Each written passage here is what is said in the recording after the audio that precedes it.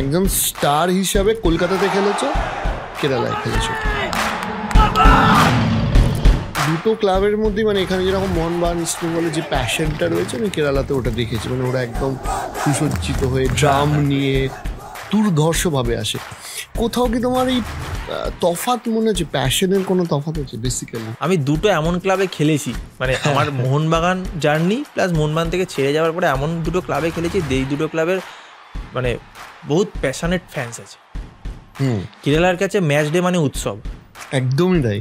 এবং সব থেকে বড় কথা হচ্ছে এক একটা ফ্যান বেস বাসে করে সকালবেলা স্টেডিয়ামে এসে সকালবেলা থেকে লাঞ্চ মানে থেকে যায়, মানে 7-8টার মধ্যে তারা এতে ঢুকে যায়, স্টেডিয়ামে ঢুকে যায় সকালে, এবং ওখানে লাঞ্চ রেডি করে, যেমন আমাদের এই ব্রিগেড বা ওই ধর্মতলায় যেটা হয়, তো ওইটা যখন হয় তখন যেরকম আমরা দেখি যে রান্না করছে এসে, ওরকম করে রীতিমতো তারা।